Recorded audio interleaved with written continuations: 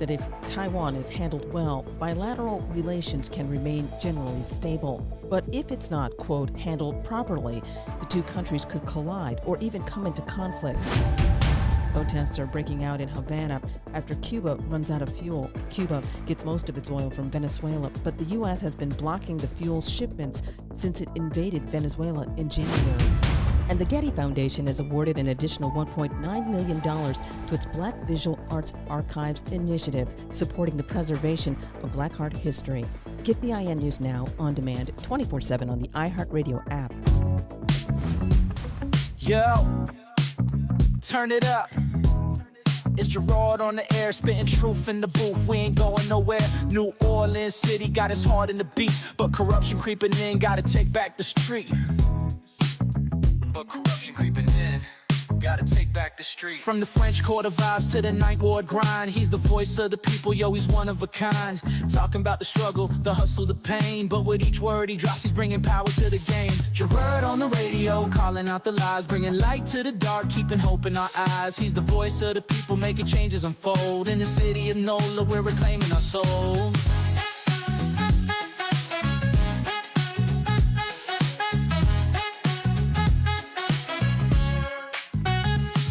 Try to silence the truth, but he's loud and clear. From the bayou to the block, everyone can hear. Got the people united, it's a movement, no doubt. With his mic in hand, he's breaking all the clout. City eat the official scheming, yeah, they playing it slick. But Gerard's on the line and he's ready to kick. For the schools and the streets, he's fighting the fight. With a heart full of passion, he's igniting the night.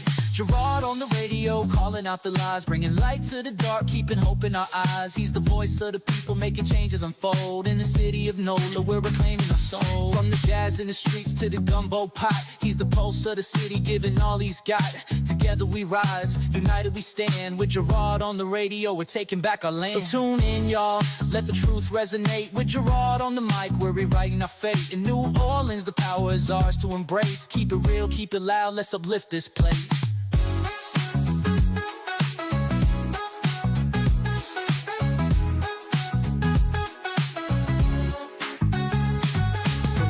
In the streets to the gumbo pot, he's the pulse of the city, giving all he's got.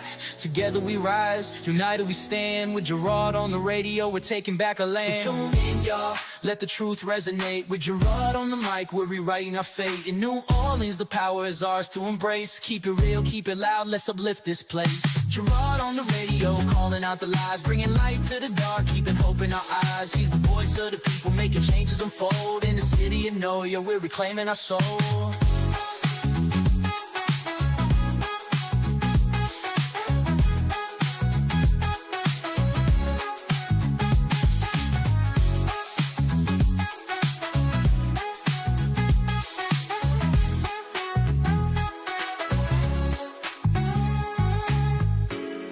Yeah, tuning out, let the truth resonate. With Gerard on the mic, we're rewriting our fate. In New Orleans, the power is ours to embrace. Keep it real, keep it loud, let's uplift this place. Gerard on the radio, calling out the lies, bringing light to the dark, keeping hope in our eyes. He's the voice of the people, making changes unfold. In the city of NOLA, we're reclaiming our soul.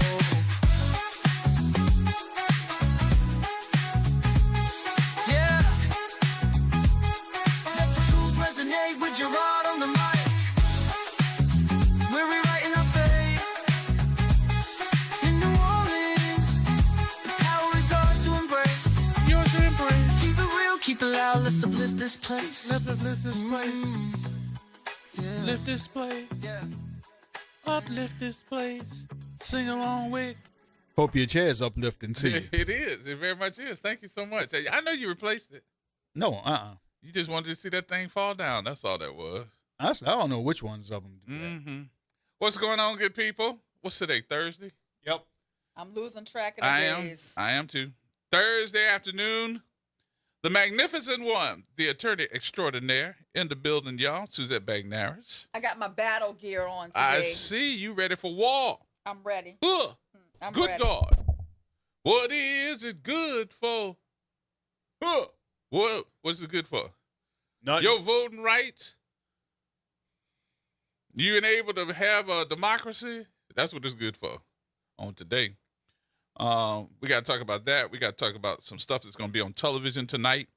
From what I understand, there's going to be a story on television tonight that's talking about another cop that's making money. And guess what? She just happened to be Black. But again, I'll read that letter just in case anybody didn't hear it. When they started asking questions about the other folks that are making a pretty good analysis of what they're supposed to be doing and making more money. So we'll talk about that too. And then I really want to talk about this recall. So this recall in itself, I think it's going to be effective. I think they're always going to be bumps in the road, always bumps in the road. But I think the recall in itself is very effective.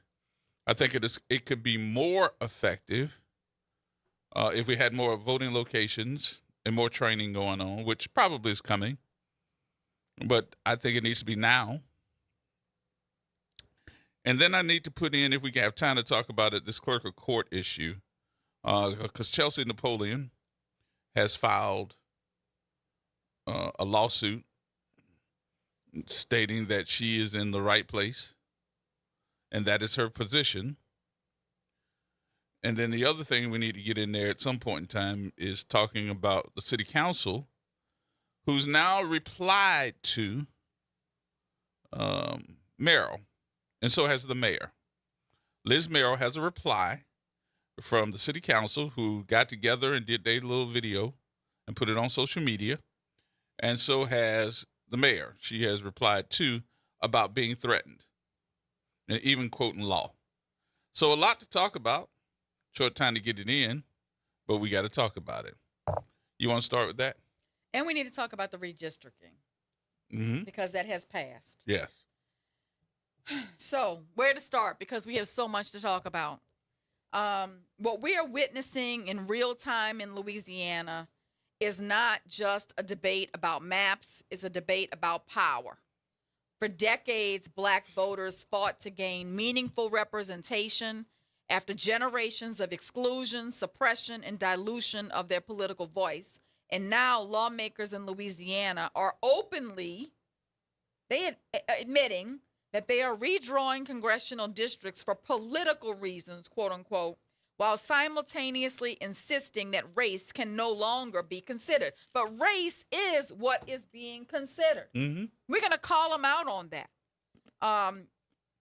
Race and politics in the Deep South have historically been intertwined, one and the same. So I don't know who you think you're fooling by saying it's about politics. Mm-hmm. It's about race. One legislator has acknowledged the map was drawn in a way that would help Republicans by concentrating Democratic voters. Another stated plainly that the legislature's goal was to stop being sued over redistricting. Meanwhile, thousands of Louisiana citizens are packing hearings and town halls because they believe their voices and their representation are being erased in real time based on race. So this moment is bigger than party politics. It's about whether communities who have spent generations fighting for a seat at the table will continue to have a meaningful voice in the decisions shaping their future. And New Orleans is really on the short ends of this stick. Yep. History has taught us that once voting rights are lost, they are rarely regained. They are often weakened quietly, one policy, one district, one justification at a time. But people are paying attention. This ain't your mama's or your grandmama's legislature. This ain't your grandmama's type of, what you would call it. This basically is us saying we ain't going to take it and we ain't going back. And the famous words of Paul S. Morton. Paul S. Morton told everybody, we're not going back. Now, y'all got to do what y'all got to do, but we're not going back. And that's what I'm seeing more of now. It's looking like to me that these folks ain't scared to fight. and we will fight you. Now, did they expect that? I don't think so. I really don't think they expected it. No, I don't think they expected the backlash Mhm. that they are now receiving based upon the actions that they took.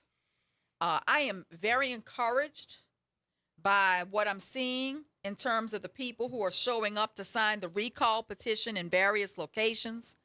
What I am going to say, though, is that we cannot lose focus of the goal. Mm-hmm. The goal is to recall Jeff Landry and to recall Liz Merrill. That's the most important. That is the most important goal. Nothing else should even be showing up. And I'm going to ask everybody who's involved in this effort, put your pride aside and stay focused on the goal. There is enough room in this effort for everyone to be involved. Yep. Now, with that said, everyone needs to go through the proper training and procedure. I called the Secretary of State today because I wanted to be very clear on how this recall effort has to work and who has to spearhead it and whether or not there can be multiple petitions and whether or not there were multiple petitions. Mm-hmm. You were there when I made the call. Mm-hmm. And the response is there are 2 recall petitions, one for Jeff Landry, one for Liz Merrill, both filed by 2 women who are the chair and the vice chair of that effort. There are no other leaders of that movement Right. that have been designated by the Secretary of State. That means these 2 women are charged with the responsibility of training and authorizing those who are going to work under them No one else. to complete the task. Nobody else has that authority in the state of Louisiana right now, whether you like it or not. So that means go to LouisianaDeservesBetter.com, fill out the form to get involved and be a volunteer, go through the training process, and then you can help. We need all hands on deck. We need as many people as possible to help because we need to stay focused on the goal, but it must be done properly. The danger is that in your overzealous desire to oust Jeff Landry and Liz Merrill, you may be getting signatures signed and you Taking don't- it upon yourself. taking it upon yourself and not following the proper procedure. So I'm going to say it again. Anyone who wants to volunteer, and Lord knows they need the volunteers, go to LouisianaDeservesBetter.com, fill out the proper form to be a volunteer, go through the training, which I understand doesn't take long, and get involved the right way. Yep. Don't take it upon yourself without permission to hold these signing stages, because we're hearing that there are several places that have not gone through the training, have not talked to the 2 young ladies who's responsible for this in the first place. And I'm telling everybody else, before you go sign, check to see if that location is registered. You can do it on your phone. They got the places where you should go already up on social media. Now, you may be seeing other flyers, but if it's not on Louisiana, what is it? That LouisianaDeservesBetter.com. If you don't see that on their website, it's more than likely not legitimate. Now, the other thing I'm going to say, and I don't care if you like it or not, is there's enough room at the table for everyone. Pride goeth before the fall. Certify as many people as possible to get involved in this effort. Train as many people as possible to get involved in this effort. Do not lose sight of the goal in your zeal to be in control. This is not a time to focus upon being in control. Mm-hmm. This is a time to focus on the goal. Do not lose sight of the goal and lose the battle or the war Don't get your feelings because you hurt. want to be known as the general.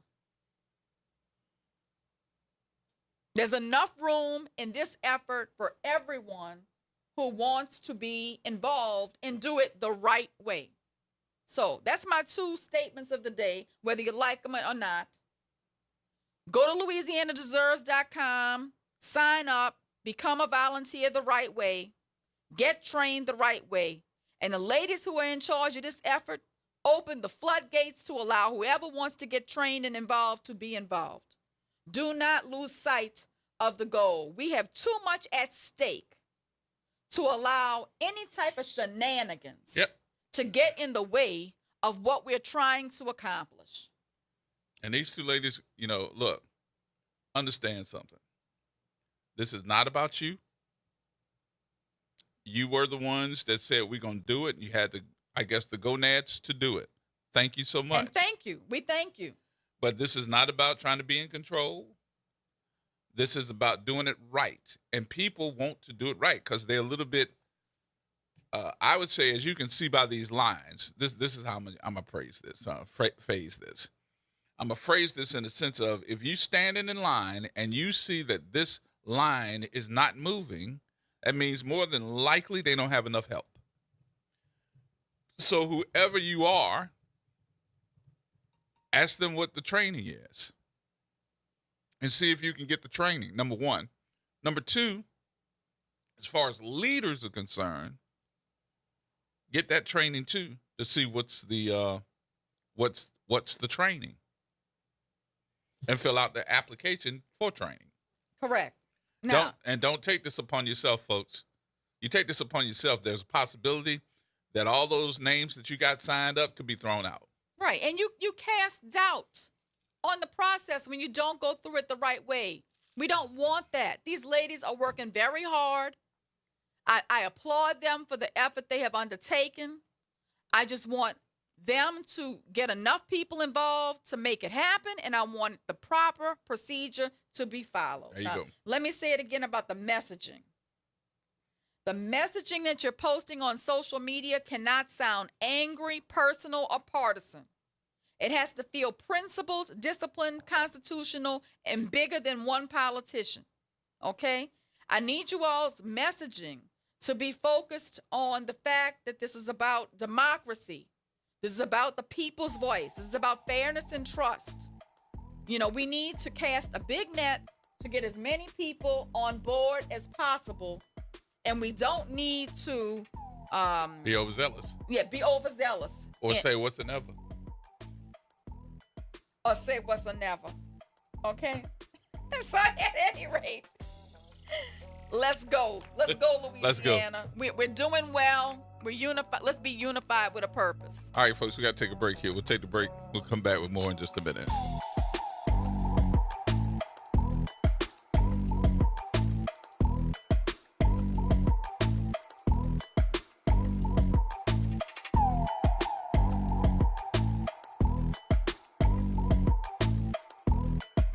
Missed a show? Want to hear that guest everyone's talking about? WBOK is now streaming on all your favorite podcast apps. Just search WBOK Media, hit download, share with a friend, and don't forget to rate your favorite shows 5 stars. Because when our voices are heard, our impact grows. Transform your bathroom with the beautiful quality of Bath Planet. As a trusted leader in bathroom renovation, Bath Planet has earned the Good Housekeeping seal, a symbol of quality and consumer confidence for over 100 years. Get half off installation or 18 months with no interest and no payments. Whether it's tub replacement, a shower replacement, or a tub-to-shower conversion, Bath Planet makes your custom bath fast, easy, and affordable. Here's how it works. 1. Call to schedule your free, no-obligation consultation. 2. Our design experts come to you with real samples to customize your dream bath. 3. Our certified installers complete the transformation in as little as 1 day. And right now, for a limited time, you can upgrade your bathroom for 50% off installation or choose 18 months with no interest and no payments. But you need to call now. This special offer is only available by calling 800-981-8177. That's 800-981-8177. Call 800-981-8177 right now before the offer ends. This is The Law in Your Legacy. I'm attorney Pete Hamilton. I'm attorney Ryan Hamilton. When it comes to family planning, should you go with a will or a trust? A will is like leaving instructions to the court. It tells them who gets what, but your family still has to go through a succession, which can be costly and time-consuming. A trust, on the other hand, avoids court altogether. So when the time comes, everything transfers smoothly to your loved ones. It's a little more work up front, but way less hassle and expense later. Plan smart, save time, and take care of your family. This is not legal advice. That's just a tip brought to you by Liberty Bank and Trust. For more information, go to libertybank.net or contact us at 504-915-5016. The New Orleans Jazz and Heritage Foundation presents the Louisiana Cajun Zydeco Festival. 2 days of nonstop dancing and rhythmic sounds of Southwest Louisiana, Saturday, March 30th and Sunday, March 31st at the George and Joyce Ween Jazz and Heritage Center. Don't miss musical performances by Big Nathan and the Zydeco Cha-Chas, Chubby Carrier and the Bayou Swamp Band, Don Angel and the Zydeco Posse, and much more. Doors open at 2 p.m. and music begins at 3. This event is free and open to the public. For more information, visit CajunZydecofest.com. This is Andronika Morris, host of Put Housing First. Join us every Tuesday at 12 o'clock, where we will discuss how housing affects every aspect of our lives and what's necessary, what's needed to guarantee housing for all. Join us every Tuesday at 12 o'clock as we dig down deep onto the issues that affect all of us. Making a difference in the community. WBOK 1230 AM. Here we go. The reality check on WBOK 1230 AM. All right, folks, welcome back. Welcome back. Welcome to Thursday in the building, having some conversation. The attorney extraordinaire is here, along with yours truly, Gerard Stevens, and Miss Sandra. Miss Sandra? Miss Sandra? She left us? She left you. No, she left us. Thank you. I got to be part of that equation. Because you want to be a part of the show, right? All right, then. You part of the show. Now, there you go. This has always been and is a task whenever we're ahead of something, because I can hear the disdain in your voice. What do you mean? Whenever you have something that is big and great, there's always going to be somebody there or something there to try to throw a monkey wrench in it. So, as I go into my other spiel about a monkey wrench, it's interesting to me, and I know they'll probably call you and say, I can't believe that Gerard was on the air talking about that and having a conversation, but I am. So, those folks that are supposed to represent us, I'm talking about my city council, I'm talking about the mayor, I'm talking about the district attorney. I just want you all to understand something. When a lot of these folks are coming to you and telling you about these issues and they get ignored, it's kind of funny when the rabbit got the gun. And I just want to tell both of you all and not accept this as a threat, and all of you all to not accept this as a threat, but pow, pow. You all should get a whole bunch of T-shirts with it on it that say pow, pow. Because evidently, you all didn't think that they were going to come after you. And now they didn't come after you, and y'all are trying to get together and put on social media and say different things, make it a big old news story and yada, yada, yada, yada, yada. Well, when I woke up this morning, I know who I was because I had to put my pants on the same way every single day, one leg at a time. Can I say that to you all? Because evidently some of you all think that y'all are somebody else and they're just going to discount you. I think we warned Jason Williams on this station several months ago that they were about to come for him. Mm-hmm. I think we made it very, very clear. Pow, pow. Be careful where you stand Pow, because pow. you're going to be on the back end of the attack. Pow, pow. And now, as we can see, Liz Merrill has cast her net, and in her net of the people she wants to remove from office, is District Attorney Jason Williams and 5 city council members, along with the mayor, that she seeks removal from office because they are not officially retracting their support for electing a new court clerk. In a letter to Moreno, District Attorney Jason Williams and 5 city council members, Murrell said the officials were at risk of violating several state laws after a council vote this week to trigger an election for the newly merged clerk's office and appoint an interim clerk. Murrell's warning drew a sharp response from Moreno, who said she would not be, quote unquote, intimidated from pursuing the legal fight over who should oversee the parish clerk's office.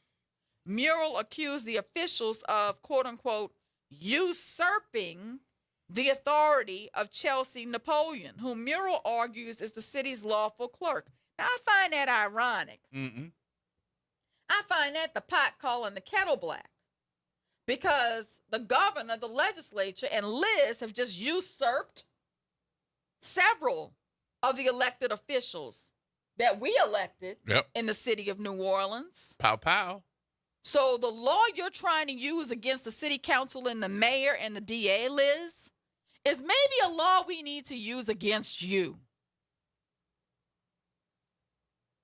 Pow, pow. That's going to be my word all day today, pow, pow. Because shots have been fired. And I'm sitting back and saying to myself, you know, it ain't no fun when the rabbit got the gun. This is an extraordinarily powerful political and constitutional situation. It casts state versus local power, race and representation, Reconstruction history, threats of removal from office, questions about democratic legitimacy. You can't make this stuff up. Nope. And it is happening in real time. It's very interesting, this law that Liz is trying to use. Mm-hmm. Very interesting. I do think, now this is just my personal opinion, in due respect of the city council, Jason, and for the mayor,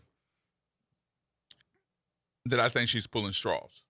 Oh, she definitely is grasping at straws. Attorney General Liz Murrell threatened to invoke Louisiana's so-called usurper laws or usurpation statutes. These are old Louisiana laws 1800. From the 1800s that prohibit someone from unlawfully claiming, exercising, or supporting a public office without legal authority. The statutes are rooted in very old legal doctrines dating back to the Reconstruction era and post-Civil War disputes over competing governments and disputed office holders in Louisiana. And that's why Jason Williams has referred to these laws as a relic of the Reconstruction era. Mm-hmm. So what Murrell is alleging is that Act 15 abolished the criminal clerk office, transferred its duties to the civil clerk's office, and therefore there is no vacant office to call an election for. Now, I do agree with that part. I agree with that part too. Because I do not think that we need to be holding for two reasons. Number one, I think that that law is how we've practiced in the past. And my example of that practice in the past is when we had a civil sheriff and we had a criminal sheriff. And that was maybe, 10, 15 years ago? Paul Valto was our civil sheriff. Marlon Gutzman was the criminal sheriff. And all of those responsibilities of the civil sheriff were combined with the criminal sheriff. There was no new election. That office was disbanded. So that duty of civil went to Marlon Gutzman's criminal sheriff. So if you didn't practice it then, what makes you practice it now? And I heard J.P. Morrell read a law while he was sitting on the city council dais. And I'm saying to myself, dude, I think because he was embarrassed because Chelsea Napoleon said to him, you know that you were breaking the law. And I think that hurt his feelings. Wah wah. Shots fired. Now, go ahead. You finish. Well, under Murrell's interpretation, Chelsea Napoleon is already the lawful clerk. And the city council had no authority to appoint Judge Calvin Johnson or to call a special election. Because of that, Murrell argues that officials supporting Johnson are effectively recognizing a fictional office and unlawfully attempting to displace Napoleon. The consequences she threatened for this action was she warned Mayor Helena Moreno, Jason Williams, and several city council members and Judge Calvin Johnson that they could face forfeiture or removal from office, litigation, and in Johnson's case, even possible imprisonment, which I think is really bizarre. Now there's where I think you went too far. How about calling the folks up and say, I need a meeting with you and have a conversation with her and the city council or whoever, because I know that if you have too many of them all together at one point in time, you may have a quorum. This attorney general doesn't seem to have any skill in the communication department. She does not seem to communicate well with anyone. Mm-hmm. She just seems to always want to throw hands. Yeah. You mean throw hands? Throw hands. She's throwing hands. That's right. Let's take a listen, though, to the response that came from the mayor on her social media. Go ahead.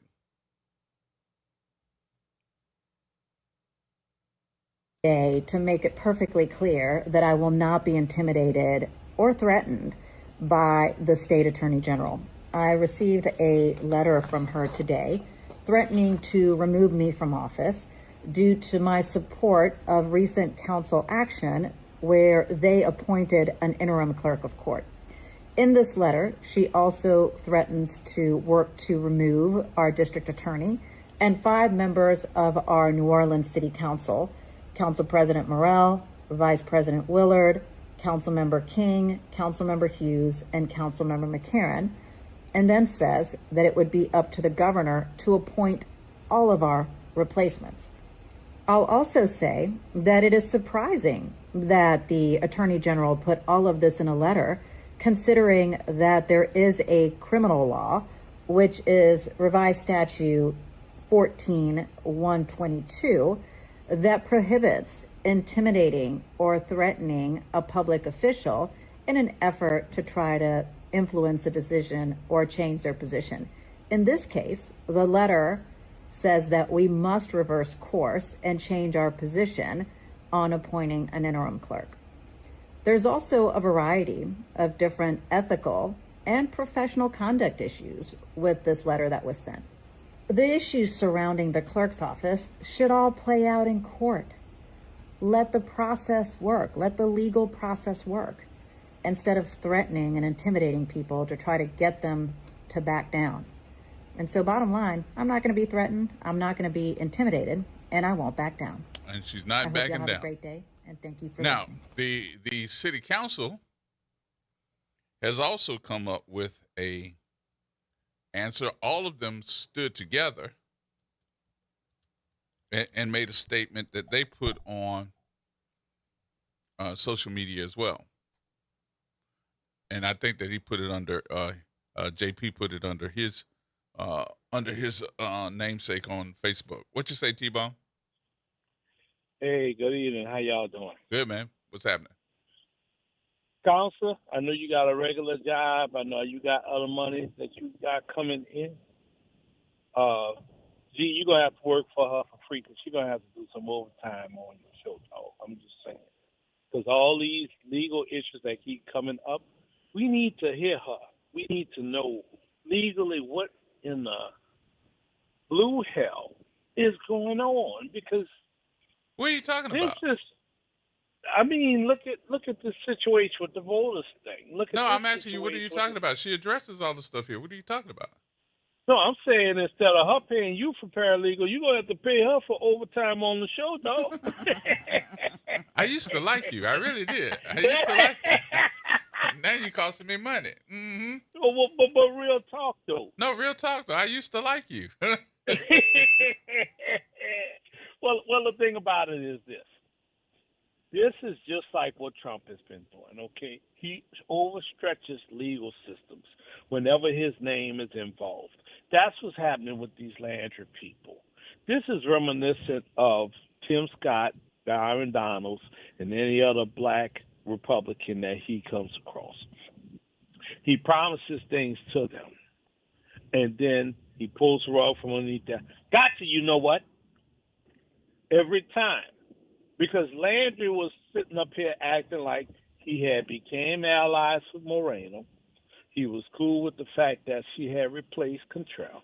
But here he is, about to sit up here and usurp her and the city council.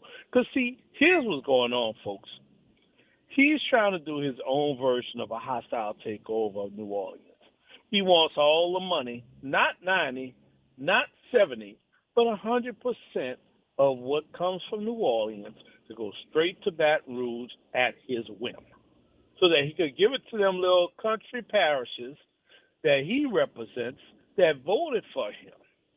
Now, here's the other part of this. He removed that clerk of court through that one law, right? What was to stop him from removing anybody else elected to an office here? I asked that question the minute they set that law and took that seat from that man. Well, let me remind you all, just a few weeks ago, we were talking about the law that they passed saying that the governor can remove any elected official from office if he believes they have committed malfeasance in office. Mm-hmm. Do you remember that? Yeah. So they set the groundwork for this already. Okay? And apparently Helena does not recall how DeSantis removed his political opponents from office in Florida. Now, there ended up being a legal battle over that, but that did not stop him from doing it. No, he won. Yeah. And this is Trump's playbook. When he took office this second time around, he wanted to make sure he could fire who he wanted to. Before he got into office, he made them swear on a pinky ring to be loyal to him. You understand? But see, in retribution, well, not retribution, but in vice versa, he is not loyal to you. If you swear allegiance to him, he throws you under the bus, gets in, and rolls over you a couple of times. That's what Landry is going to do with Morale. Because here's what's going to happen with her. He's going to get screwed up. He's going to go to court. And then a judge who knows their legalese, like the counselor there, is going to throw this out. Why? Because if you set precedent that any elected official can be removed by this man, their job is up too. Yeah, they must have forgotten. He passed that law. He passed that law to make it easy for him to remove any political opponent. Anyone, any elected official at his whim. And that's what Trump does too. He wants to be able to point a finger in the middle of the street and have that person gone. And that's what Landry wants to do. And that's what he's trying to do in New Orleans. See, anywhere else, he doesn't see any other opposition. We're the biggest opposition because we're the biggest black populace in the whole of Louisiana. Baton Rouge, too. That's why they did the redistricting. That's why they're doing this. And guess what, folks? If we let this pass, you won't have control over New Orleans at all.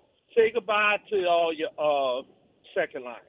I don't think we have control over New Orleans at all. Say goodbye to Mardi Gras because he's going to sit up there and dictate to you, if we let this happen, what we as New Orleans can do. It appears like we've already lost control.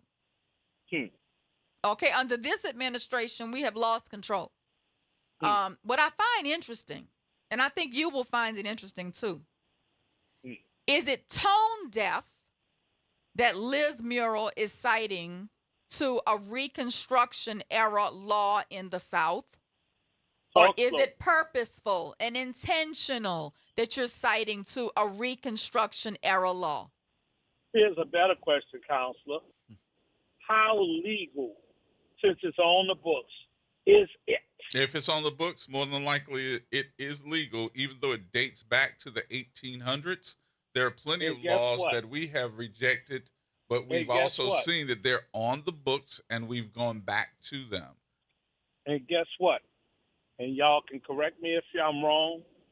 I want y'all to look this up for me, please. Most southern states did not write statutes that indicate that they have ended slavery. The Emancipation Proclamation was just a piece of paper as a strategic way to make states end slavery to end the war. But no state actually outlawed slavery throughout the South. Think about this a second, black people. You use Google for nonsense and BS. Look this up. Did this state outlaw slavery? So you are under the Constitution of the United States because you are one of the 50 states. You don't have to outlaw slavery because the Constitution. But here's the problem, listen brother. to me for a minute. It's not a problem. The Constitution outlaws slavery, but it does have to go back to be reinstituted after several years. And I think that is under the 14th Amendment? Yeah. So, and that's what I'm about to tell you. You're the under the Amendment. Listen to me. 13th You're under Amendment. the Constitution. So you're not one state. You're part of the Constitution. Is it a problem? Yes, I agree with you on that. Well, let me make the legal argument that I think should be made to say why this is not a usurpation case. Okay? Usurpation laws historically apply when someone unlawfully occupies an office, exercises powers they clearly do not possess, or refuses to surrender an office that they are not legally entitled to hold. Classic examples of that would be a defeated official refusing to leave office, a fraudulent appointment, someone impersonating an office holder, or rival governments claiming the same office, which was the case during Reconstruction. This is why this is different. Final determination with that. Right. This is why this situation is different, and those laws should not apply. Here, the city council acted publicly through formal governmental procedures based on an articulated legal interpretation, while active litigation is still pending. That's the key. And before the Louisiana Supreme Court has definitively ruled. This is what makes this fundamentally different from a classic office seizure. Okay? The jury is still out. There's active litigation pending, and the Supreme Court has not yet ruled on whether or not Act 15 created a new office. Right. Okay. So you're talking about you are talking about the clerk. Oh, I'm talking about the clerk, and I'm saying this is why I think Liz could lose this battle. I'm not sure that the usurpation laws were created to address this situation, or that her argument is, quote unquote, as we say in legal terms, ripe. It is not ripe for her to say, to make these threats, because But couldn't that go litigation. the other way too? There is going to be an argument that's made the other way. But Because I think they are appointing someone to hold the clerk of court's position. Does the city council have the right to appoint someone to hold an office that there hasn't been a election to create a new position? that is the very issue that is before the Louisiana Supreme Court right now, and the very issue for which the litigation is pending. So we're waiting on the courts to rule. So Liz Merrill might ultimately be right, but right now she is premature. Her argument is not yet ripe because it has not yet been decided. So she cannot say that the city council abused its power, okay, or did a fraudulent appointment, because the issue is still unresolved. So, the city's argument, I'm sure, will be that combining the office fundamentally created a new constitutional office requiring an election, and therefore interim measures were appropriate. But I think that argument could be shot down because this has happened here before, and there has not been a creation of a new office. And that's what we would call legal precedent. But this, again, is for a resolution in the court system, not her threatening to arrest One more thing, y'all. or remove them from office. Yep.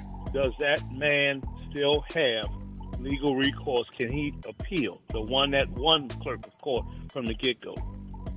Calvin Johnson? He didn't win clerk of court. He won criminal clerk of court, and they have gotten rid of that office. Right. So that's all. He has no recourse. All right, T-Bone. Wow. All right. We'll holler. All right. All right, y'all. More coming up. Shed, hold on.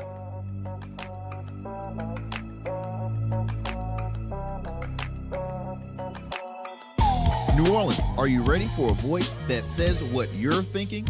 Who that, you might ask? Arrington Gavin. That's right, I'm your guy, host of the Arrington Gavin Show, giving you so much filled with bold opinions, real conversations, and zero sugarcoating. We're going to be diving into the issues that matter, politics, pop culture, and all the above, unfiltered and unafraid. Catch the Arrington Gavin Show weeknights from 7 p.m. to 8 p.m., Monday through Fridays, right here on WBOK, what New Orleans is talking about.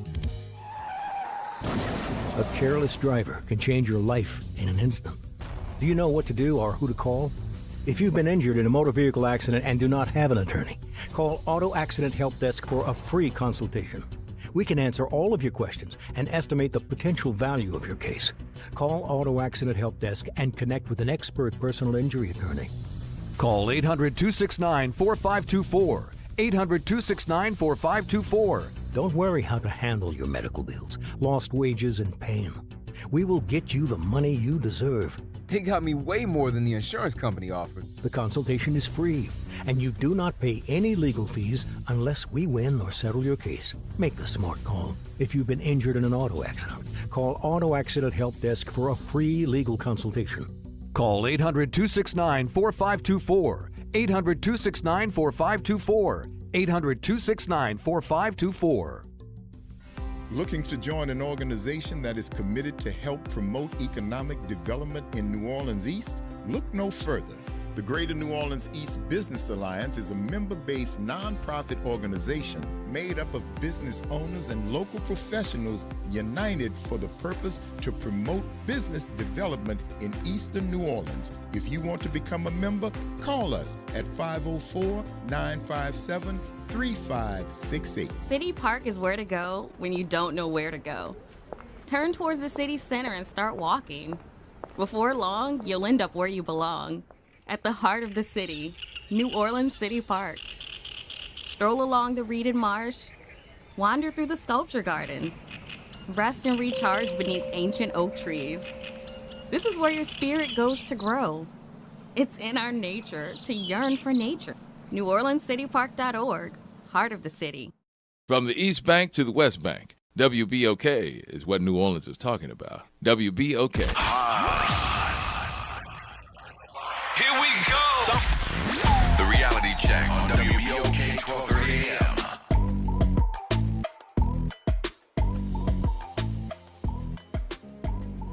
Today, 5 members of the City Council received a letter from Attorney General Liz Murrill. That letter threatened to remove the 5 of us from office under a law that was created in 1873, amended in 1960, and used to intimidate officials from standing up for what's right.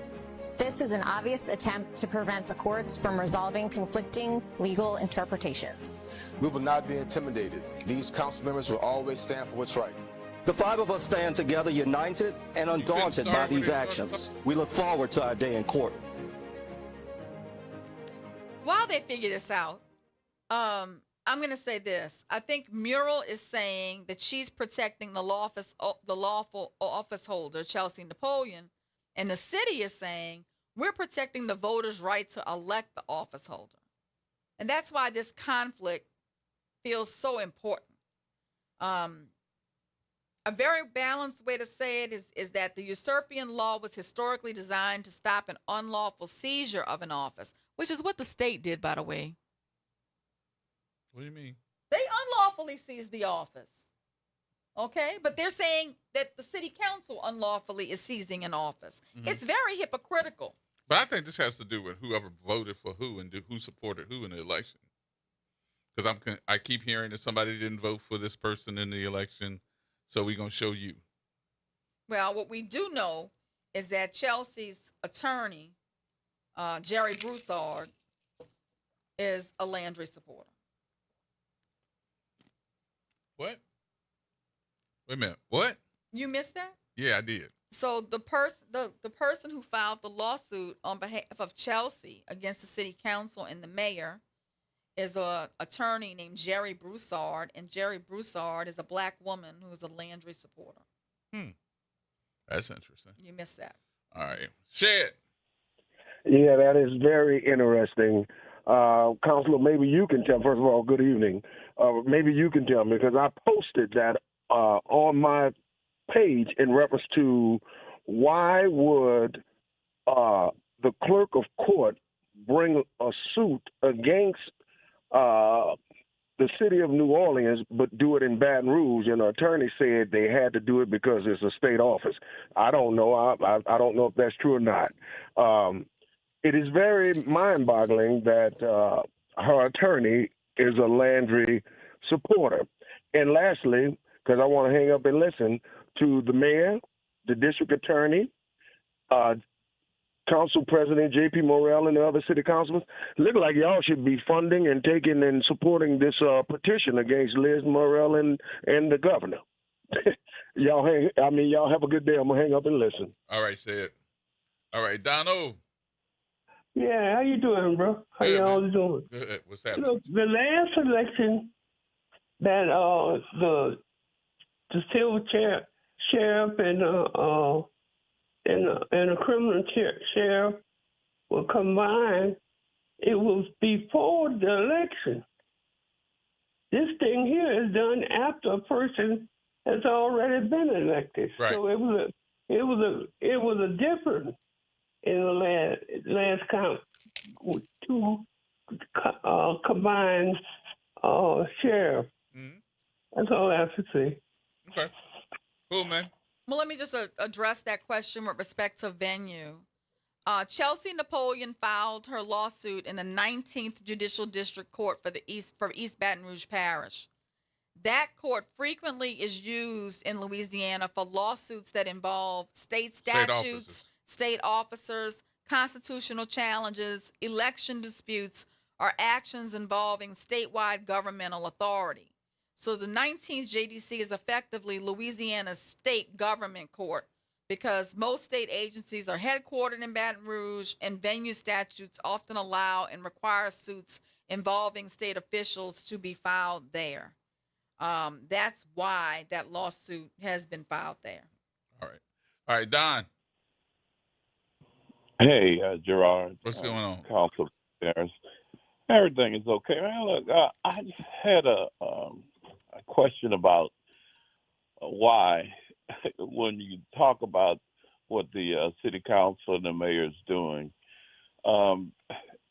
we've talked about this on this show about the problems that we think is going to occur with them, not having a criminal clerk, with the backlogs and all of the things that is going to happen. And my thought process is, don't the city council and the mayor think that they're going to have a problem with not having both a criminal and a civil clerk? Well, I thought there has been no type of research, no type of institution that has stepped up to say these are the things that you're going to encounter with this move. And we can also go back and say, well, wait a minute, these folks that we're talking about now were very quiet when it didn't reach them. Very quiet, because a lot of folks were asking questions. How come y'all not supporting this? Or how come you're not supporting and going out here and telling everybody? Well, they came back and said that they did. and you start to see the mayor at some of the rallies for Calvin. But the question is, what about the beginning of these issues? I think that's where we are. Well, I think this is the issue that strikes me. I've spoken to a lot of the judges and a lot of the people who work in the clerk's office and at the civil sheriff's office inside the building over there at 421 Loyola. Act 15 was enacted without a clear operational transition plan. Right. It clearly was not thought through. When the Monday came after the passage of Act 15, there was uncertainty at the office over who was actually in charge.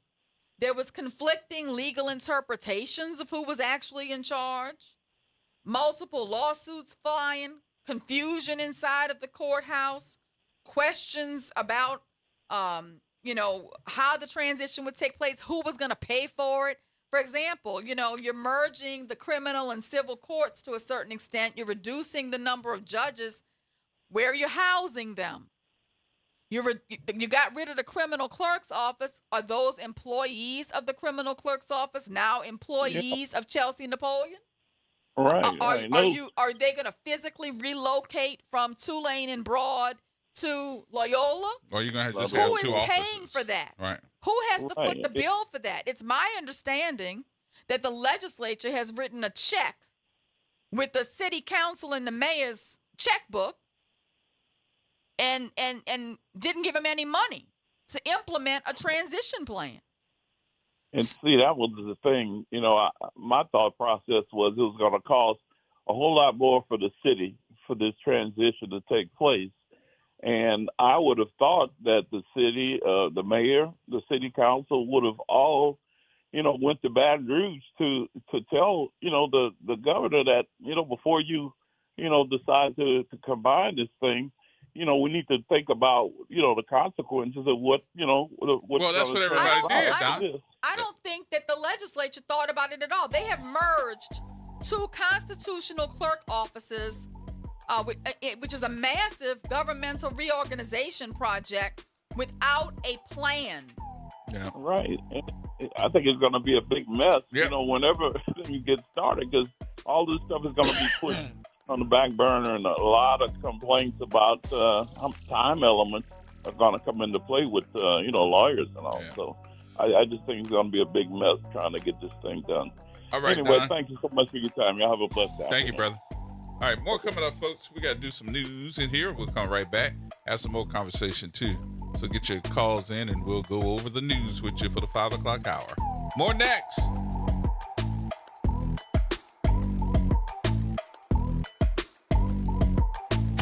From the campus of Xavier University, WBOK Go and Equity Media Station.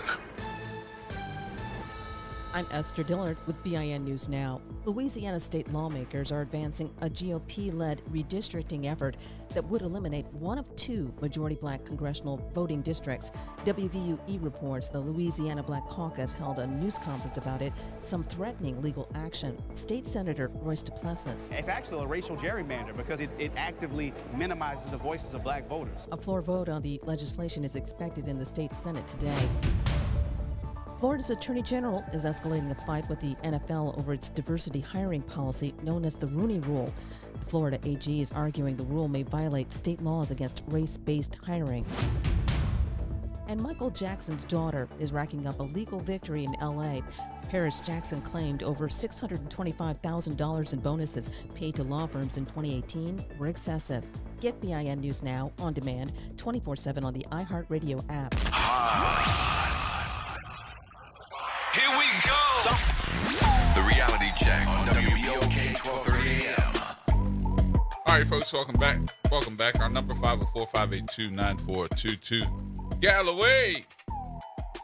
What's going on, Brother Gerod? What's happening with you?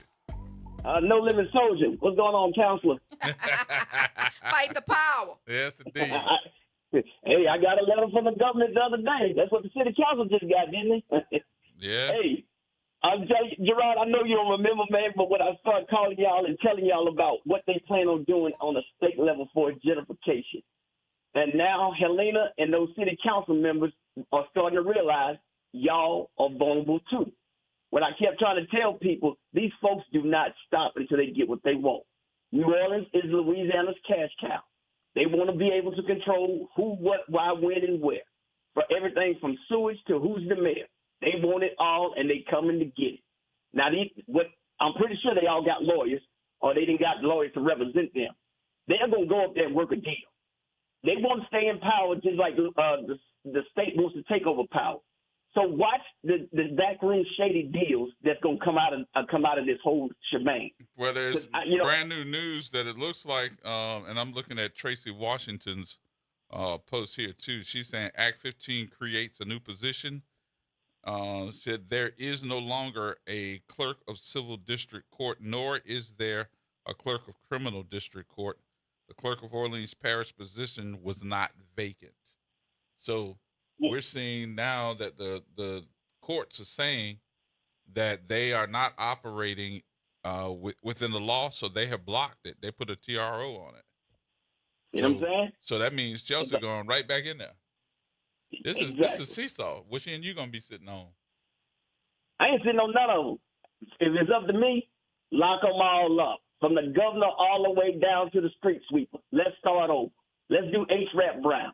If America don't come around, tear it all down. Let's start all over. You said pat it down, bro. You gonna pat it down? Oh man, that's what has to happen, Gerard. These folks gonna be in court for 2-3 years. Think about it. You just don't go to court and get a decision, somebody accepts it, and you go back to work tomorrow. You're gonna have an appeal. Then this person gonna appeal. That person gonna appeal. Then they got to go to the Supreme Court. Then you got to ask them to take it. I mean, it's just going to be a bunch of mess for a couple of more years, man. Mm-hmm. But hopefully everybody's doing the right thing, and they signing these recall petitions. And Saturday's the big day. Everybody that has not voted, you might want to make you a plan and skip whatever you're doing for half a Saturday and just go out and vote. Yep. Hey, lines should be long. Lines should be long. So let's be real clear about what has happened while we're sitting here. The Louisiana Supreme Court has not ended the fight, but has temporarily stabilized the battlefield by issuing a ruling that recognized Napoleon's authority pending review. Yep. That means continued defiance by Moreno and the council may put them in a dangerous legal posture now. Now, Liz Morrell is going to the news and trying to, they just said that she's trying to soften down the tone. Well, she needs to soften down the tone. She's a big bully. But nonetheless, the Supreme Court, which should be no surprise, because I've been telling y'all for years now, it's very conservative here in Louisiana. Mm-hmm. One black judge on the whole Louisiana Supreme Court, mostly Republican and conservative, have ruled that Chelsea is the rightful clerk pending review. So once the Louisiana Supreme Court speaks, even temporarily, the constitutional dynamics change significantly. Even with the ruling, though, the deeper question remains unresolved. Can the legislature abolish an elected office immediately after an election? Did Act 15 create a fundamentally new office? It seems like they're saying, no, it did not. I don't think it did. And were voters effectively disenfranchised? Those are still questions that are alive. But it seems that as of now, they cannot appoint Calvin Johnson.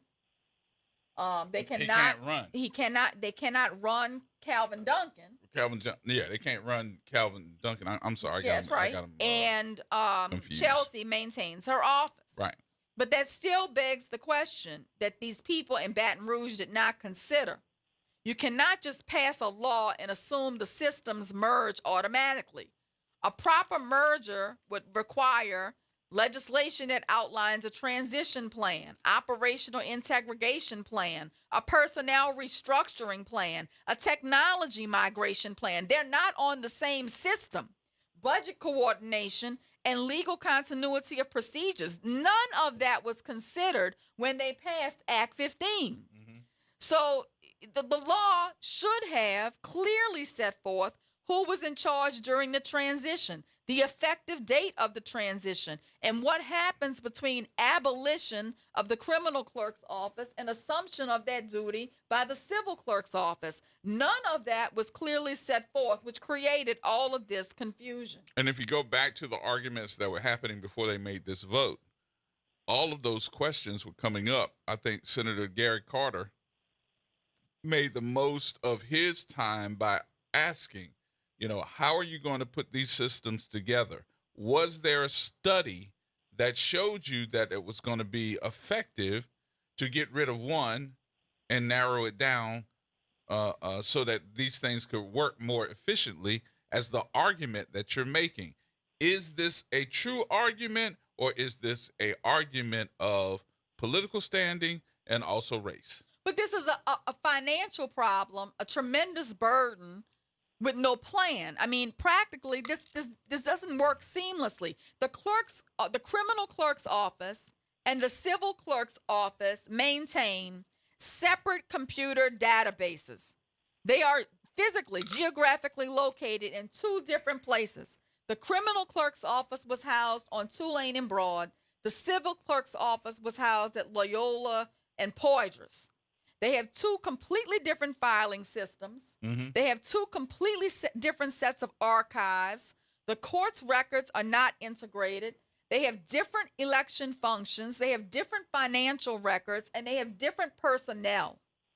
So a merger would require, in my mind, some inventory, some chain of custody procedures, some cybersecurity review and preparation for document migration, and some kind of continuity protocols. None of that was thought out when they passed Act 15. So, state, where's your checkbook? And you got to protect these files, because that's one of the main reasons Calvin Duncan ran for the criminal side, because of the fact that the files that many of those inmates want to be able to review were never available, and they ended up doing all these years without being able to get a copy or see their own files. So now it seems that Chelsea, when she's got all these other things to do, and I mean Chelsea Napoleon, needs to determine now which employees of the criminal clerk's office stay and which go. Which in her own office stay or go. Mm-hmm. Which positions are going to be eliminated, because I'm sure there's duplicity in roles. Who's going to be a supervisor? What's the salary structure going to be? Are the benefits kept in the same place? I don't know. The civil service protections for these employees, the retirement obligations for the employees, the union issues, if applicable. I mean, what happens with all this confusion? And all they did is they're just glad handing and slapping high fives, right, because they did this. And these questions were asked by Carter to Jay Morris, and Jay Morris could not answer any of those questions and actually didn't care. They probably have vendor contracts they can't get out of either. I mean, what if they use different payroll systems? What if they had different vendors, let's say for copy machines and whatnot, and they have contracts that they can't get out of, the leases they may have. Nobody has thought about any of this. Mm-hmm. You just, throw a rock and now you're going to hide. And you forgot the most important question when they asked Jay Morris, the money that Orleans Parish is supposed to be saving, right, was that money coming back to Orleans Parish? And he did not answer. He said he did not. Did not answer. But we said Liz Morrell wants people to turn down the temperature. How do you want somebody to turn down the temperature when you just took back a district that was designed to give people power and a voice in the United States House of Representatives? She wants to turn down the pressure, baby, because New Orleans is on her back. And look, and the state is on her back. And I don't care if that woman if she gets thrown into the Mississippi River. I don't care about her. Well, you can best bet, though, Galloway, that there's somebody that her and the governor are talking to that's analyzing, can this recall happen? And they more than likely are saying, by the numbers that they're seeing, because they've already sent folks down here to check, and they're seeing these folks stand in line. We got word today. Now, this is not official, but I feel comfortable in repeating it. That we got official word of non-official word today that they're signing people up to like 1,200 people a day. We also got word that and that's just at one location. Right, that the Secretary of State sent a monitor. Right. You know what I'm more afraid of? Nancy Landry. That's the one that's doing the counting when it comes to official count. Is somebody going to be there from the recall team? Do they have a lawyer more to than watch likely. her and monitor They count? have not given none of that information out yet, but more than likely they will be in the room when the count happens. Because it's going to be discrepancies. I feel real comfortable just traveling around the state. And, from Shreveport, even some in the river parishes, which surprised me. I didn't think them people could even read and write. But, folks are kind of angry. Yeah. But I keep telling folks, elections are based on your pocket, the economy. When you cannot put gas in your car to make it to work, and then you get a paycheck at work that cannot provide for your family, you're mad. I want answers, and everybody should want answers. So, hey, if you don't, I'm going to get off the phone and say this. If you don't go out and vote Saturday, you just dumb. And you have a good day. Galloway up out of here. All right, Galloway. Yes, indeed. He said you just dumb. I don't know how this works. I mean, how do you have the clerk in a separate place, a separate building, holding the records for a whole nother group of judges in a whole nother court? Well, like Chelsea's over on Loyola and Poydras, and now she's going to have the records for the criminal court over on Tulane and Broad. So if somebody needs something out the record, is somebody going to have to drive over to get it? Yeah. I mean, Lombard's office was by the police station, even though it was behind Tulane and Broad. Enough. It was close, but it wasn't in the same building. Same thing has happened with the civil sheriff being over off of Perdido instead of being not Perdido, the criminal sheriff off of Perdido and the civil sheriff office over by Loyola. Well, it's very clear to me that the legislature focused on political retaliation, but insufficiently addressed implementation. They did not have a plan for the crisis they created. Right. And the monies that's going to be saved is not that much. They saying it's like $300,000-$400,000. It wasn't about money. I don't think so. It wasn't about money. It never was about money. It was about retaliation against the city of New Orleans for bucking Jeff Landry. And I think they're going to buck him again. Oh, they're going to FANFO. FANFO. Everybody better have their folding chairs out right about now. That's what I heard. I heard get your folding chair. Didn't you hear that? Yeah. And then I heard get your folding chair, go get your cousin Pookie in them, and let's ride. That's what I heard. You know, your street cred comes out a lot. Play up. Y'all heard of Cardi B? This Susie B. That's what I heard. That's the message I heard. And I rose to the call. I got my folding chair out. I done called Pookie in them. Got your and camouflage I have already on. rode. I am dressed for the task. Have mercy. Well, don't start no one, be none.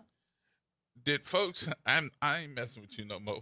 But did folks go out today to sign the recall?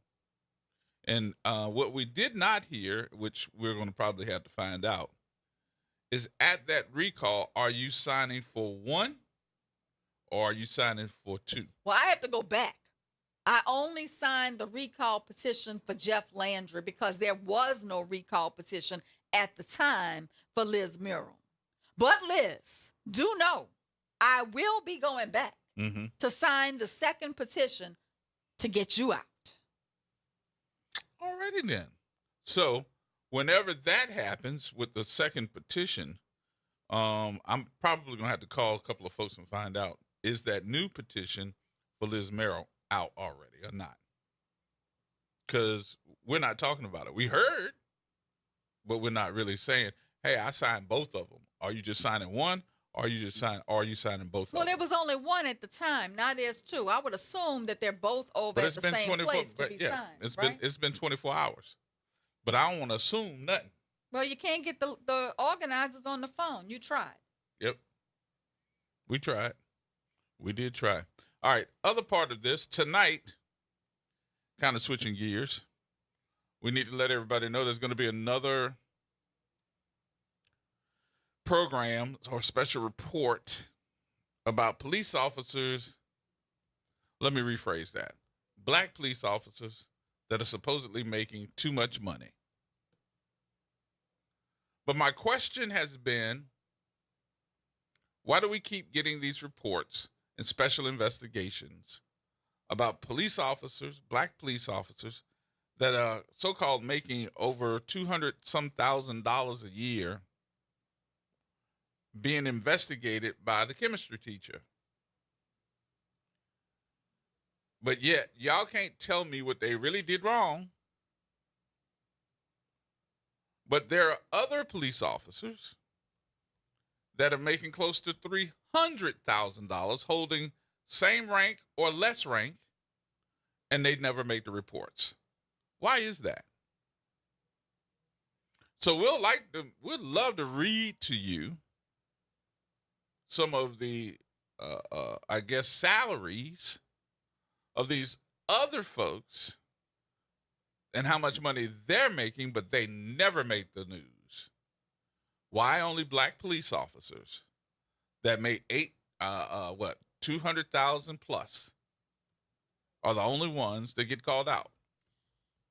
It seems to me that black officers are judged on a different standard, and it's okay to make money as long as you're not making the same amount of money as your white counterparts. Yep. They seem to have a problem with black people making the same salaries as some of these white officers. Yep. And I face the same issues in my own profession. It looks like it's in every profession, but it looks like it's very prominent in professions that have black people in head, especially governmental offices. Well, the question always becomes, how dare you think that your time is worth as much as my time? You know, it's okay for you to make money as long as you're not making equal money or more money than them. Mm-hmm. And the minute you're making equal money or more money than them, they start counting the money in your pocket and saying you got to be doing something wrong to get it. Yes. Because how did you get it? Yes. How did you end up making more than me on this particular issue in this particular job? And I got more education than you. I've been in more situations than you. I have more experience. I got more experience than you. And I'm working more hours than you. And I've done this for many more years than you. And I've noticed that some of these folks that are getting these jobs that don't look like us are new to the game, and you're telling me that they should get more money than someone who has years of experience? Come on now. Well, there seems to be selective enforcement over there at NOPD under Granny. Mm-hmm. The common theme I'm seeing is who gets watched, who gets protected, who gets exposed, who gets accused. It seems that the black people over there are the ones under the microscope. And they got more degrees than any other. Exactly. I am really seeing a racial line when it comes to selective enforcement of rules over at NOPD. Selective rules. Selective enforcement of selective, sometimes made up as you go along, rules. Yeah. Well, we shall see, because we're going to call out some of these names today and what they're making. And the chemistry teacher, you need to go sit down. Sit down twice. That's what they say, don't they? Sit down. Okay. I know your street cred, you would know. All right, we got more coming up, y'all. We got to take a break here. We'll take a break. Come back with some more conversation at 504-582-9422. More coming up.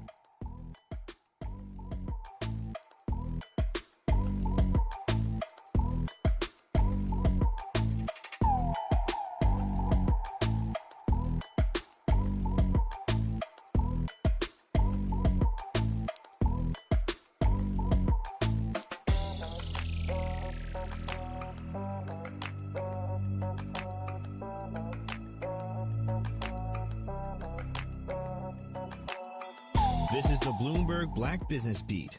Spelman College president Rosalind Brewer came from the business world. She's held posts in the C-suite at Starbucks and Sam's Club and was CEO at Walgreens, making her one of the most successful black women on Wall Street.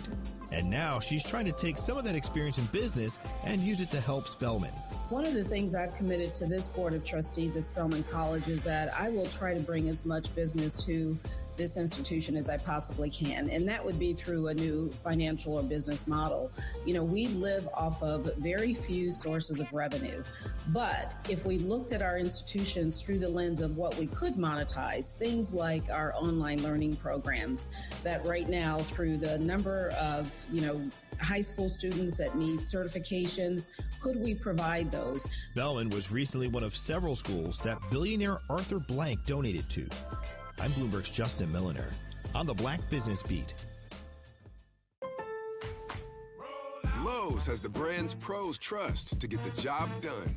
You can now shop new Catalyst fencing solutions and save big when you do. 10% off when you buy in bulk. Plus, save $180 on a DeWalt 12-inch dual bevel sliding compound miter saw. Now just $449. Our best lineup is here at Lowe's. Valid through 5/6 while supplies last. Selection varies by location. Confidence is knowing you're ready to handle whatever comes your way. That's what it feels like to take on your workday with Cintas.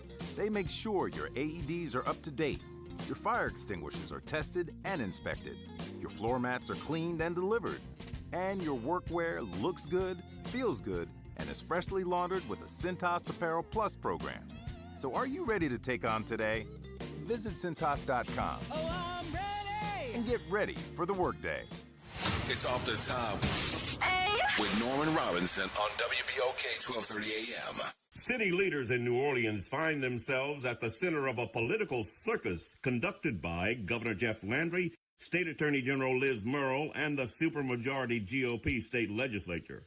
State leaders approved and passed a law now called Act 15, which abolished the criminal district court clerk office in New Orleans. The duties were transferred to the clerk of civil district court.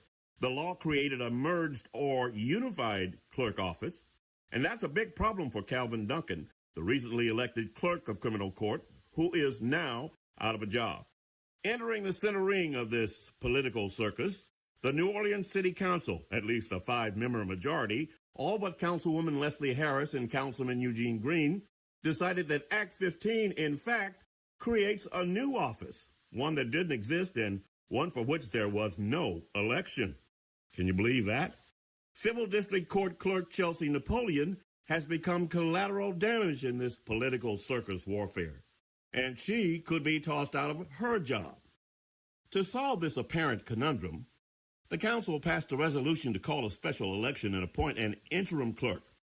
Napoleon accused the council of violating the law, and some legal experts agree with Napoleon, arguing that Act 15 does not create a new office. It simply abolishes the office of criminal district court clerk and transfers the duties and responsibilities of that office to the clerk of civil district court. Napoleon says emphatically she is perfectly capable of managing the functions of both civil and criminal court. She's filed suit to keep her job. And just when we thought things couldn't get more crazy and confusing, State Attorney General Liz Murrill has threatened to fire Mayor Helena Moreno and city council members for appointing an interim clerk and calling for a special election. Mayor Helena Moreno fired back, telling Murrill that she will not be intimidated and will not back down from a fight. You know, it seems to me that city leaders would be much better off letting cooler heads prevail, working together to come up with a compromise that would be a win-win for local government. And if you ask me, you're fighting each other and losing sight of the real enemies, those in Baton Rouge who created this mess in the first place. This is Norman Robinson, off the top. That's right. It's party time each and every Sunday night at 7 p.m. on WBOK. It's the Throwback Throwdown with DJ Wick as he brings you the best in old school from the 70s, 80s, 90s, and the early 2Ks. Plus, the party goes to another level at 9 p.m. with the Throwback Throwdown Party Mix to round out the night. It's the Throwback Throwdown Sunday nights at 7 p.m. on WBOK and on the World Wide Web at WBOK1230.com. Life has a way of shifting priorities, changing needs, and pivoting plans. Home Bank is there for all of them. Their bankers partner with you for every step along the way, from understanding your needs to celebrating your success. Home Bank is invested in the vibrant spirit of our community and in you. So partner with them. Stop on by any banking center in the greater New Orleans area or visit home24bank.com to get started today. Good for business, good for life. Home Bank, a member of the FDIC. The Ron Kelly Show. Real talk, bold truth. Tune in for your weekly dose of unapologetic conversations that don't dodge the truth or dilute the message. Stay informed on the issues that matter most on The Ron Kelly Show, every Monday at 7 p.m. on WBOK 1230 AM. Interest rates and inflation are out of control. Is your credit card debt also out of control? It's time to resolve your debt and take back control for a lot less than what you owe. If you have $10,000 or more in credit card debt, then you need to call us right now. Debt Fix Pros can significantly reduce the amount you owe, and you could be debt-free faster than you think. I knew we had to do something. Our debt was growing. It was getting out of control, and we just didn't know what to do. We saw an ad for Debt Fix Pros. We called, and they showed us how fast they could get us out of debt. It really was amazing, and now we're back in control. Call now, and we'll show you how easy it is to fix your debt. The call and consultation are free. Call Debt Fix Pros right now at 800-311-5977. That's 800-311-5977. 800-311-5977. Making a difference in the community. WBOK 1230 AM.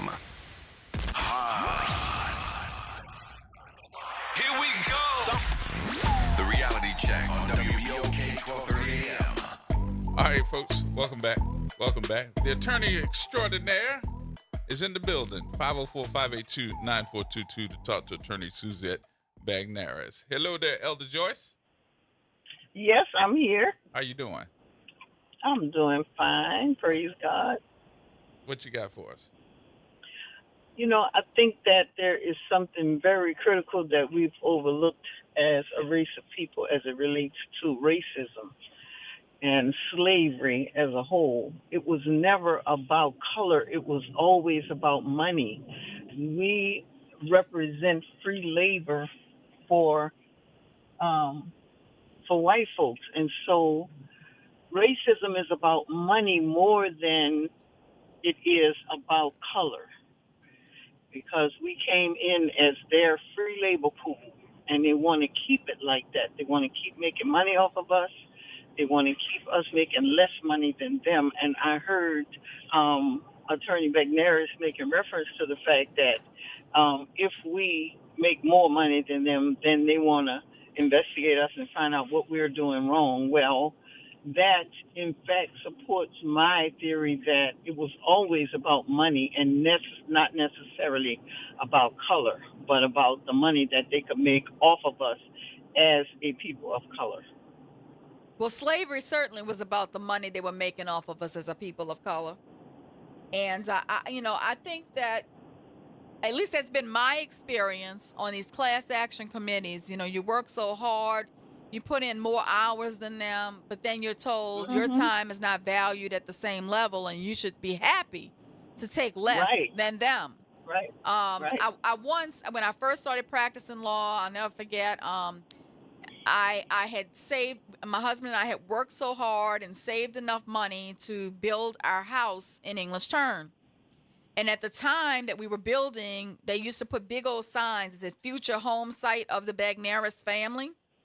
So they put a big old sign out that said future home site for the Bagnares family. And I got summoned to my then boss's office, who I thought he was calling me to discuss my work or a case or something like that. And he calls me in and he says, which one of the Bagnareses is moving to English Turn?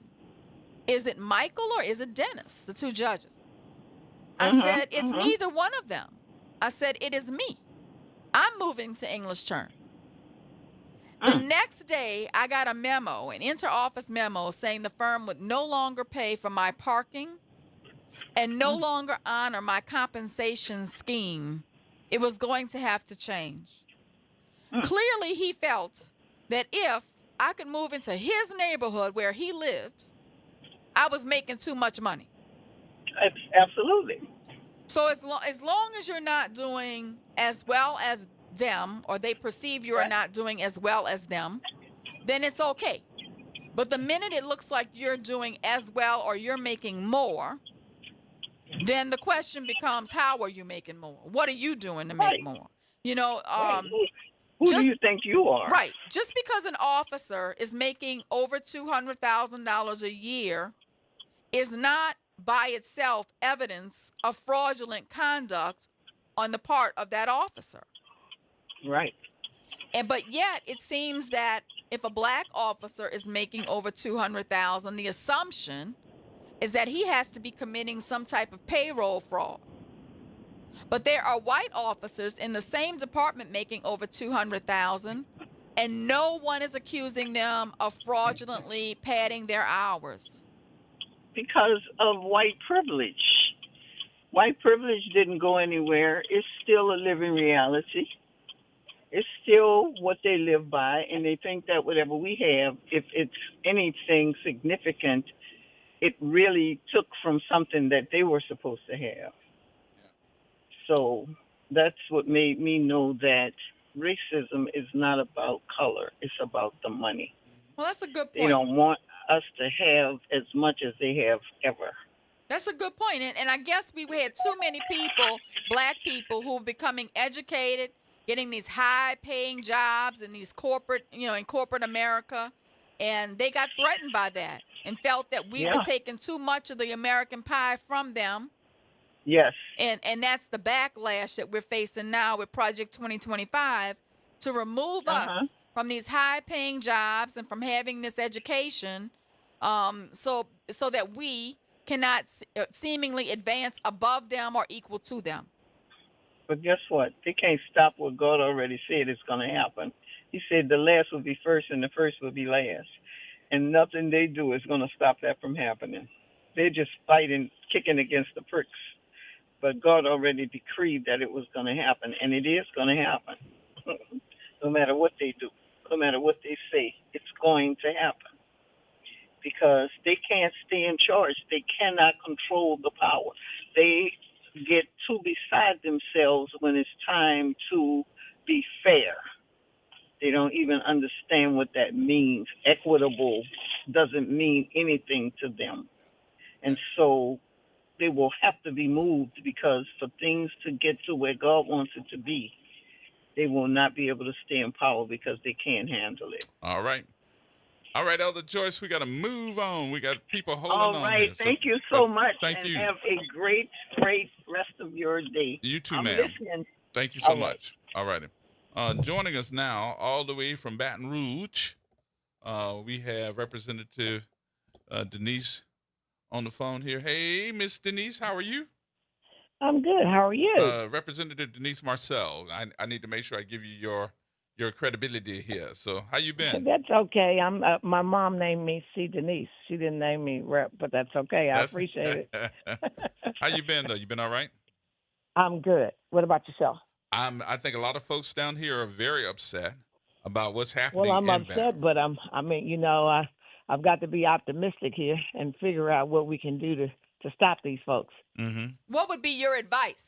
This is Attorney Suzette from the McNair's, front lines. You've been on the front lines. How You you tell doing, us what Suzette? your advice is. Yes, ma'am. So, well, a couple of things. Of course, we've got to fight them at the state capitol, but ultimately, I think that battle is going to end up in court. And then I think the battle needs to be won at the polls. We've got to go and flip these seats. We have more Democrats, really, in the state of Louisiana than we have. We should be a blue state, but people are not going out to vote. So when voteless people are hopeless people, and they're finding out that we're pretty hopeless in this moment because we can't get anything done with people who don't want to do the right thing. They know what the right thing is. They know that a third of this state is African American, and more than that is Democrats, and they still don't want to do right. And I understand the ruling of the Supreme Court that we can't use race, but we shouldn't be able to just separate by parties either. But that's what they're doing, strictly Republican seats. But let me ask this: what would you say to those folks that are now feeling disenfranchised and be like, see, they're going to do what they want to do? Well, that's a part of the problem. You can't say that they're going to do what they want to do. We've got to figure out what we can do to stop them. And to me, that means going to the polls. That is the only thing. If it wasn't so important, they wouldn't be trying to take it from us. They wouldn't be purging the rolls. They wouldn't be doing all of these changes, making you bring ID and all of this stuff if it wasn't important. That is the only thing that we can have our voices heard by sending people to represent us that won't do these things. And I think in the midterms, you're going to see some seats flipped because people are really frustrated. And I get the people who feel like they're disenfranchised, but many of those people did not go to the polls in the first place, and that's why we ended up where we are now. I got to ask too about one amendment in particular. I know that there are 5, but one amendment in particular I think is blatant racism, and that has to do with the city of, what is that, St. George? Is that going to be taking away from the public schools of Baton Rouge? Well, my problem has always been if you want to be your own city, then build your own schools and do your own thing. But the problem with St. George is they want to utilize our blue ribbon schools like Baton Rouge High, all of Magnus programs. They want to keep their kids in those programs, at the same time take away money from our system and take away some of our schools. So I don't believe that this measure is going to pass because it's going statewide, and they've created a white city. So, it is what it is. And you said they created a white city? That's correct. Oh, wow. That is exactly what it is. It's majority white city, and they went around purposely because the first time they tried to do it, they included an area off of like the Guardia area. They made sure that they didn't include them this time. I just don't understand, though, how they could sit up here and tell me that, it's raining right now, and I'm sitting up here saying, oh, that's rain on my leg. That's not rain. Because they're telling me that we can't do 2 districts in the state of Louisiana, but in Baton Rouge, the capital of the state, I can actually put an amendment together that's honestly, to me, Ms. Denise, it is racist as it can possibly be. I don't understand why they have a problem with calling it out, because that is exactly what it is. If it was the other way around, they would say it was racist if we were doing it. Right. And actually, we should be able to have 3 seats. But it's called compromise, so we'll settle for 2. But I believe that they're going to have some consequences to a lot of the actions that they're taking, and people are really fired up and ready to vote. What kind of heat do you think they're getting? Are they getting a lot of heat? I hear Jay Morris himself is getting death threats. Well, I'm not sure. First of all, I don't, recommend anybody do that. I don't want to see anybody go to jail. Well, if you want to punish people, punish them at the polls. And then, I know they got all these recall petitions going, but people have to show up. I don't think that anybody's going to try and do him any harm. I think they're just frustrated and just their way of acting out. I just don't believe that nobody's going to try and do him anything. Are we forgetting, though, because I think a lot of folks got, really upset about this and want to see some demands of action to go out and do something about the recall. But are we forgetting that this weekend is a election day? Well, I'm certainly pushing that. We've got videos going out from the Black Caucus. All of us have made videos asking people to get out and vote. Of course, we were encouraging early voting, and we did get higher numbers. than typically that we get. And so I'd like to see those numbers continue to rise as we come in on Saturday night with a lot of these races. I just think that, they have stirred up a pot in Louisiana. And I will just tell you at the hearing the other night, it started in the afternoon and went over into the morning. There were people from all over the state of Louisiana, both white, black, young, old, preachers, people who may not even have believed in God, but they did believe that they should have equal protection. People came from everywhere in every walk of life to say that they want democracy. They don't want to overreach. They do not want people reaching over, stopping elections in the middle of the election. That means that your vote didn't count. And people are just outraged. And they literally lined up in the state capitol, wall to wall, to say that. And they're not listening to their constituents. They're listening to D.C., a person who could care less about any of us, and just his own agenda. Why though? And I know you were there, so I know you'll know, because this has not been discussed either. It was brought up, the fact that we had so many folks from all parts of Louisiana show up at the state capitol early in the morning and ended up staying late at night because the Senate didn't want to vote during the day. They waited until midnight to go to up to 3-4 o'clock in the morning the next day. What in the world were they doing? Huh? The hearing started at 7. First of all, let's be clear. They changed the rules in the middle of the game. Right. They changed it. It was never supposed to be Tuesday. It was supposed to be Wednesday. Monday. But when they realized that, the first hearing and then the second hearing was supposed to be Wednesday. And what they realized is that they could not, people were going to organize and show up. So they said, well, if we switch it to Tuesday instead of Wednesday, they won't have time to get people here. And that was just far from the truth. People still showed up. I think the hearing started at like 6-something, maybe almost 7 o'clock. We left there at about 4:45 in the morning or something. People stayed.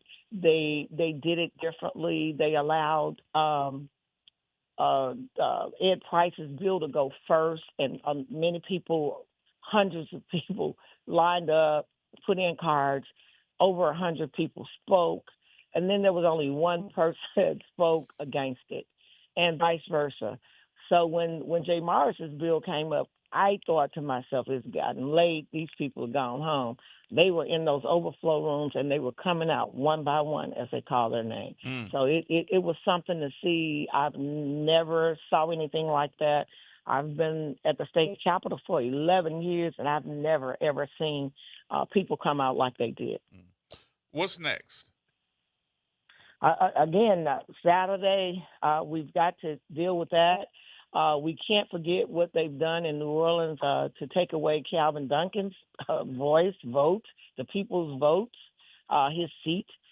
We've got to fight these people in court, and hopefully we'll get some victories during these hearings in the courts, because I don't know, I can't express it enough. We got to get these people to the polls. It's not enough just to register people. You got to go to the polls. I tell people, take your entire family to the polls. They've stopped us from doing voter registration drives at churches and the Greek organizations, which I am a part of, the Delta Sigma Theta sorority. And you got to do all of these different things to prove that you're having a voter registration drive. So it's a lot of things in play, a lot of pieces, and it's piece by piece that they have done things and passed laws to try to suppress people's votes. Well, I know it's a fight because we're in it too, because we're sitting here, but we're trying to give everybody, plus they got the recall going on, and the recall for both, for the governor and for the attorney general. So we're trying to make sure that that is going right, because there's a whole lot of misinformation out there and maybe some missteps, but we want to make sure we correct it.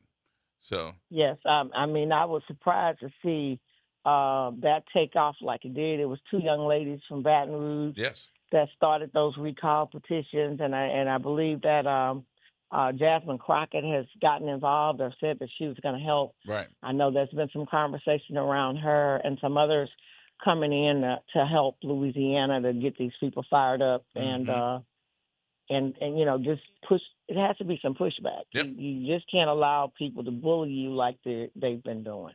Well, Representative Marcel, please keep us updated on what's going on in Baton Rouge because we need to hear it. Absolutely. Thank you I for appreciate allowing you me much. to speak this afternoon. Thank you for fighting up there. Yes, ma'am. I'm going to stay on the front line. There you go. Thank you much. Y'all have a nice evening. You too. Bye-bye. Bye-bye. Representative Denise Marcel, representing Baton Rouge. So she is there on the front line and a part of the Black Caucus. So she is there. All right, y'all, we got to take a break. We'll take a break here. We'll come back, have some more conversation in just a few minutes. Everybody, hold on.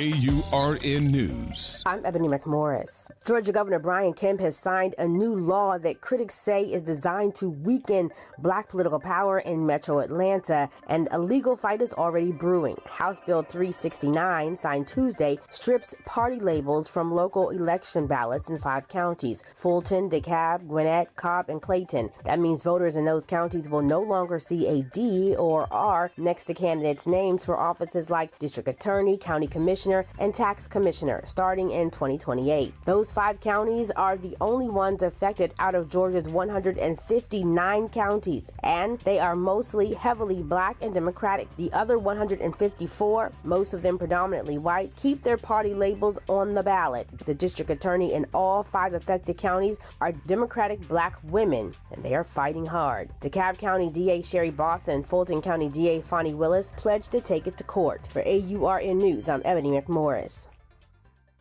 On AutoTrends with JeffCars.com, here's a snippet of some of what we cover. GPS pioneer Gladys West. We worked long hours computing trajectory orbits and satellite orbits, trying to get the data and everything correct enough. Auto analyst Mark Bland. 14 new vehicle deals that happen in this country out of every 100 that women don't have a fingerprint on. To tune in, check out AutoTrends with JeffCars.com, Saturdays at 4 p.m. on WBOK, what New Orleans is talking about. Step back in time and experience the moments that shaped our world at the National World War II Museum, located in the heart of the Warehouse District in New Orleans. This world-renowned museum brings history to life, telling America's story in the war that changed everything, why it was fought, how it was won, and what it means today. From immersive exhibits to powerful personal stories, this is more than a museum. It's an experience. Plan your visit today at nationalww2museum.org. World War II Museum, where history lives. Transform your bathroom with the beautiful quality of Bath Planet. As a trusted leader in bathroom renovation, Bath Planet has earned the Good Housekeeping seal, a symbol of quality and consumer confidence for over 100 years. Get half off installation or 18 months with no interest and no payments. Whether it's tub replacement, a shower replacement, or a tub-to-shower conversion, Bath Planet makes your custom bath fast, easy, and affordable. Here's how it works. 1. Call to schedule your free, no-obligation consultation. 2. Our design experts come to you with real samples to customize your dream bath. 3. Our certified installers complete the transformation in as little as 1 day. And right now, for a limited time, you can upgrade your bathroom for 50% off installation or choose 18 months with no interest and no payments. But you need to call now. This special offer is only available by calling 800-981-8177. That's 800-981-8177. Call 800-981-8177 right now before the offer ends. Well, Saints of God, this is Pastor David Impartan Sr. coming to you over the airways of WBOK, your favorite host of Change Your Water, Change Your Mind. I want to invite you to our show every Saturday from 1 o'clock to 2 o'clock p.m. That's Change Your Water, Change Your Mind. I want you to invite your family and friends to a broadcast that's designed to change your life, the way you think, the way you act, and what you eat. We want you to tune in every Saturday at 1 o'clock, WBOK, 12:30 a.m. See you on Saturday. The New Orleans Jazz and Heritage Foundation presents the Louisiana Cajun Zydeco Festival. 2 days of nonstop dancing and rhythmic sounds of Southwest Louisiana, Saturday, March 30th and Sunday, March 31st at the George and Joyce Ween Jazz and Heritage Center. Don't miss musical performances by Big Nathan and the Zydeco Cha-Chas, Chubby Carrier and the Bayou Swamp Band, Donna Angel and the Zydeco Posse, and much more. Doors open at 2 p.m. and music begins at 3. This event is free and open to the public. For more information, visit CajunZydecofest.com. WBOK. Better pay attention. Powered by Cox Business. Here we go. The reality check on WBOK 1230 AM. All right, folks, welcome back. Welcome back. As we get ready to get up out of here, the attorney extraordinaire is in the building. And, well, we got the stranger on the phone. You know, yesterday I was listening to you and the attorney, and I said to myself, which I already knew, she's kind of smart. Mm-hmm. So anyway, a lady called in and said something about the young people should be whatever they call it, not second dancing or whatever they call it, and that they should pay more attention to the political side of life.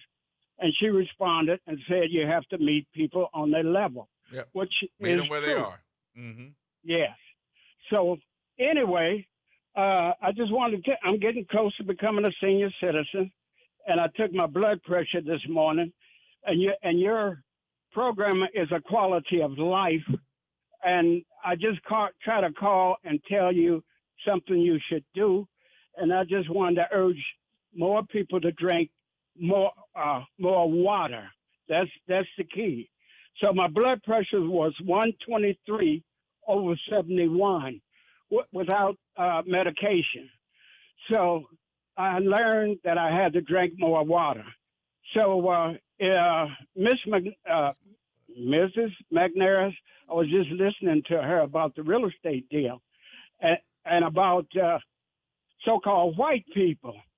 I understand she was here in Houston for a while, and I have a friend here in Houston that he moved into in the Woodlands. He moved I don't know what I tell you what my age is, so when I start stuttering, when I don't have to, that I cover with that. But he moved into a house, 10,000 square foot house with 5 cars, and when the so-called white neighbors, I say so-called because there's no such thing as a white person. When they came over, he had the house built, and they came over and asked, was he a football player, a movie star, or whatnot? And they couldn't stand to be neighbors, so they moved out. So then too, am I taking up too much time? No, go ahead. No, my then boss moved out too. Mr. Harrell, when he learned I was moving in, he moved out. And when we first moved to English Term, we were the second black family there. And they kept asking my husband what team he played on. And he kept telling them he plays for the legal team. No. Okay. well, let me tell you this. In Los Angeles, a house came up for sale. It was built from the ground. And the asking price was $90 million. So a black couple, which you might, if I call the name, you might know. But I had a friend that was an inspector while they were building the house, and the city required that you have a inspector every day that anybody worked on the house. But they didn't get the house because a billionaire beat them out of it. I mean, they bought the house. Now, I wanted to tell you, Miss McNair, the key to everything is education. And I've told you before, we have, 5 attorneys in the family. And I just got a call 2 or 3 days ago that the youngest one in our family, she's 28 years old, she passed the state bar, and she's an attorney. So we have, let me see, what is it? 6, I think it is. Now, my wife has 2 brothers that are attorneys, and I guarantee you know one of them. I'm not going to call their name. I'll tell you who they are later on. But I just thought I would tell you that we need to focus on education. That's the main thing. I was in the Heights day before yesterday, which is, if you know, is an upscale area here in Houston. My daughter so that lives was a in young, the Heights. Say that again? My daughter lives in the Heights. Very familiar. Okay. There's a Kroger in the Heights. Your daughter would know the Kroger. So as we were leaving, there was a young black fella. I don't know what his age was. So he was asking for money and trying to wipe windshields. So I looked at him. I was in the car, and he didn't have any shoes on. So I asked him, I said, where are your shoes? He said, I don't have any shoes. So I thought I would tell you that. But anyway, life is good. I appreciate the conversation. And this the fool that's in the White House now, he's over in China, and they cannot fool the Chinese like they fool other they didn't show up for him. But Mr. Harold, we got to cut it short because we got to get out of here. The music been playing for a minute here. So, but you're right. You are correct, Mundo. Call us earlier. I'll try to. Okay. So you have a good evening, and we'll pray for each other. There you go. Thank you, sir. Appreciate it. Good talking to you. All right, folks, that's going to wrap things up for us. We appreciate you for being a part of the conversation. To the attorney extraordinaire. Fight the power. There you go. Raise your fist. There you go. We'll see you tomorrow.